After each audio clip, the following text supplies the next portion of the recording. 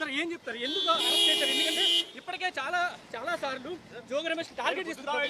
Arrest చేసినంత మాత్రాన నేరం రుజువైనట్టు కాదు. ఏమాత్రం చంద్రబాబు నాయుడు గారు కానీ లోకేష్ గారికి కానీ చిత్తశుద్ధి నిజాయితీ ఉంటే ఈరోజే అరెస్ట్ చేసిన రోజే కేసుని మీ పప్పెట్ సిట్టుతో కాకుండా సిబిఐతో విచారణ జరిపించండి.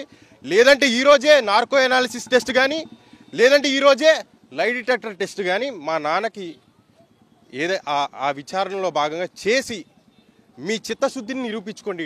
ఈ కేసులో మీరేదైతే మీ పార్టీకి సంబంధించిన వాళ్ళు ఈ కేసులో కల్తీ మద్యం ఏదైతే తయారు చేశారో మీకు అంటుకున్న మరకల్ని ఎదుటి వాళ్ళ మీద వేసే ప్రయత్నం, ఎదుటి వాళ్ళకి ఆ బురద రుద్ది మీరు తప్పించుకునే ప్రయత్నం, మీ ప్రభుత్వం అబాసుపాలు కాకుండా ఈరోజు మీరు తప్పించుకునే ప్రయత్నం చేస్తూ ఉన్నారు. నిజం నిలకడ మీద తెలుస్తుంది.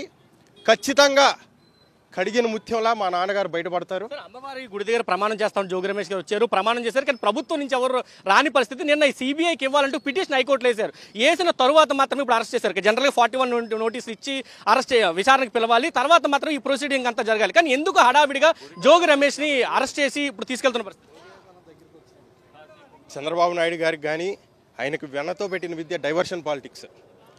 ఏదైతే మంతా తుఫాన్లో ఈరోజు రైతులకి ఏవైతే న్యాయం చేయలేకపోతున్నారో ఈరోజు జోగి రమేష్ గారిని అరెస్ట్ చేస్తే అదంతా డైవర్ట్ చేయొచ్చు.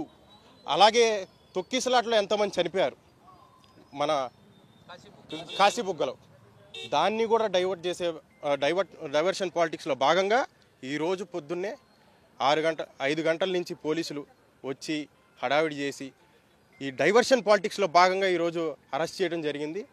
వాటి నుంచి వాళ్ళ ప్రభుత్వాన్ని అబాసుపాలు కాకుండా ఈరోజు ఏదో మేము తప్పు చేసినట్టుగా కల్తీ మద్యం కేసులో మమ్మల్ని ఇరికిచ్చి ఒక కల్తీ కేసుని మ్యానుఫ్యాక్చర్ చేసి, కల్తీ మద్యమే కాదు వీళ్ళు మ్యానుఫ్యాక్చర్ చేస్తే, కల్తీ కేసుని మ్యానుఫ్యాక్చర్ చేసి ఈరోజు డైవర్షన్ పాలిటిక్స్లో భాగంగా వాళ్ళు ఏదేమైనా చట్ట ప్రకారం మేము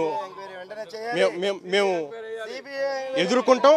ఖచ్చితంగా బయటపడతాం. జయచంద్రారెడ్డిని ఇప్పుడు వచ్చి అరెస్ట్ చేయలేదు, ఆయన బామ్మద్ది గిరిధర్ని అరెస్ట్ చేయలేదు. స్థానిక ఎమ్మెల్యే చెప్పాడు జయచంద్రారెడ్డితో నాకు పరిచయాలు ఉన్నాయి, జనార్దన్ రావుతో నాకు పరిచయాలు ఉన్నాయి, వాళ్ళతో నేను రెగ్యులర్గా మాట్లాడతానంటూ ఆయన మీడియా ముఖంగా చెప్పిన పరిస్థితి. కానీ ఆయన ఎక్కడ ఈ కేసులో ఆయన పేరు లేదు, స్థానిక ఎమ్మెల్యే పేరు లేకుండా ప్రతిపక్ష నేత ప్రశ్నిస్తే అరెస్టులు చేయడం ఏం లేదు. ఇదే వాళ్ళకి అంటుకున్న వాళ్ళు నిజంగా ఈ కేసులో వాళ్ళే చేశారు, వాళ్ళే తప్పులు చేశారు.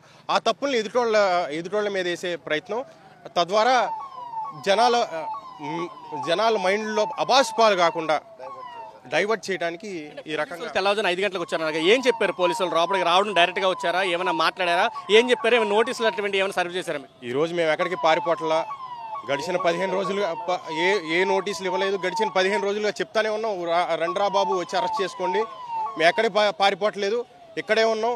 వాళ్ళు ఏదో మేమేదో పెద్ద టెర్రరిస్టులాగా, మేమేదో తప్పు చేసిన వాళ్ళలాగా గోడలు దూకి చాలా హడావిడి చేశారు.